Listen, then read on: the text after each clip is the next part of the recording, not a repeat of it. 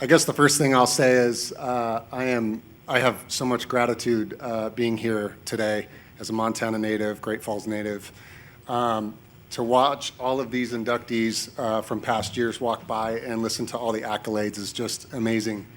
And the funny thing is that most of my career has been focused on celebrating people like that, legends of the game, players, coaches, and everybody else on field. That, like, all we really do is amplify that. So to be up here and mentioned with these guys, let alone, you know, inducted alongside them, is just a true honor. So let's give them all a round of applause on my time, one more time.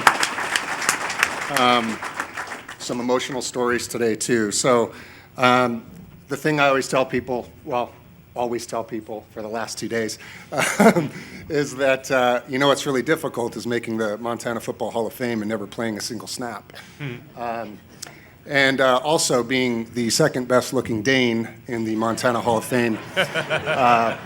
So thank you for that, Rick Helmus and board members and everyone. I really appreciate it. It's been a lot of fun.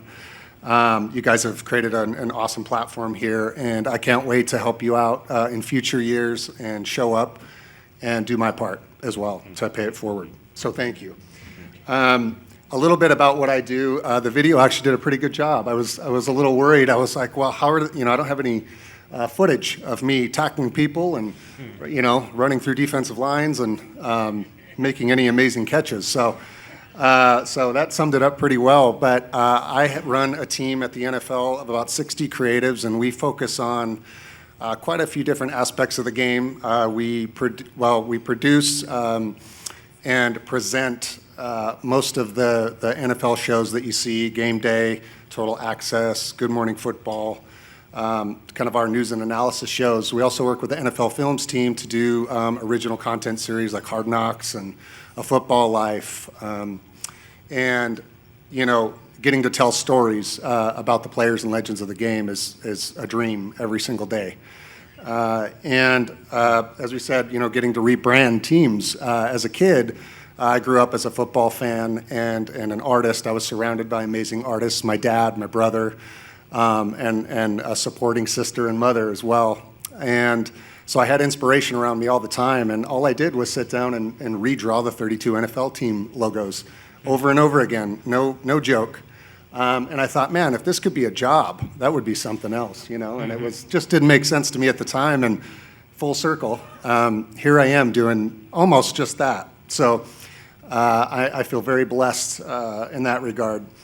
And I suppose, you know, another thing to mention would be, you know, my love for sports really got kick-started when I was about 12 years old. I have a Barry Sanders story that's kind of interesting, if you want to hear that. I was 12 years old. My dad drugged me down to Wichita, Kansas. I guess our family drugged me down to Wichita, Kansas. I had a cousin graduating high school there, and we were staying in this Residence Inn hotel. And there was maybe 2 cars in the parking lot, I remember, and there was a basketball court. And so I grabbed the basketball. I was bored to tears, went out and started shooting hoops, and out walks Barry Sanders. Okay, this is 1993. He's been in the league for 3-4 years. And, you know, I was already a fan of his from Oklahoma State, and you know, as he was the first draft pick and everything. So I was already a fan of his, and he walks up and says, you know, pass me the rock. And so I get to shoot hoops with Barry Sanders for about 45 minutes, and can't get much better than that. He was the greatest sportsman I've ever met in my life. We didn't talk a lick about football. All he wanted to do was get to know who I was, and never once mentioned he was Barry Sanders, never once mentioned Detroit Lions, never mentioned anything. He was an incredible inspiration. I don't think he knew that at the time, but I've taken that with me and held it close to my heart throughout my career, and tried to imitate that as best I can. He also kind of hit on my sister a little bit. So my sister was there and cornered him in the laundry room to get an autograph, which I hated because I did not want to be the fan boy that was asking for an autograph. And I remember being so mad at you, Jody, for asking him. And anyways, since I was there for a whole weekend. He came and asked me to play, basketball a few times during that trip. And so it was just like me and Barry Sanders for a weekend. It was insane.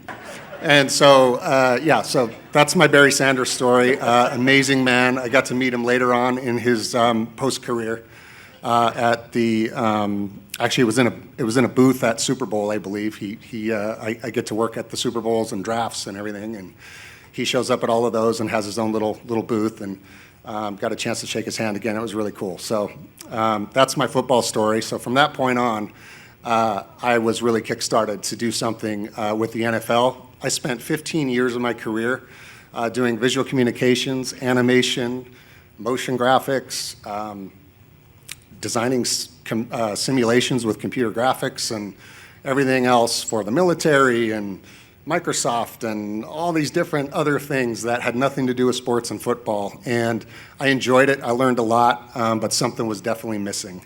And so I started my own firm called Gridiron Labs in 2014. And I decided I was just going to focus on sports, and I was going to put my design acumen towards sports and specifically football.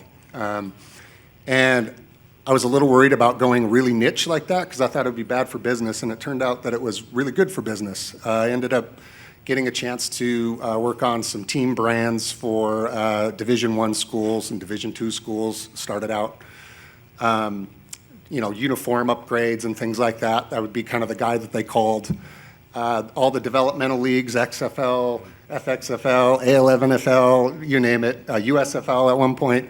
They all call me now to go, hey, do you want to design our new league? Do you want to design these 8 new inaugural teams? So it's a lot of fun, and I have to, kind of turn it down these days because it's a little bit of a conflict of interest. But yeah, just to have a niche like that, I mean, I could have never dreamed. So I've had an absolute blast doing it, and it's got me where I am today. And there was no position at the NFL to hire me for. I met a guy by the name of Charlie DeMarco, who was a creative director there, and I didn't even know they had a West Coast headquarters in Los Angeles at the time. And so I met with him. I didn't think anything would come of it. And he said, hey, you should work here.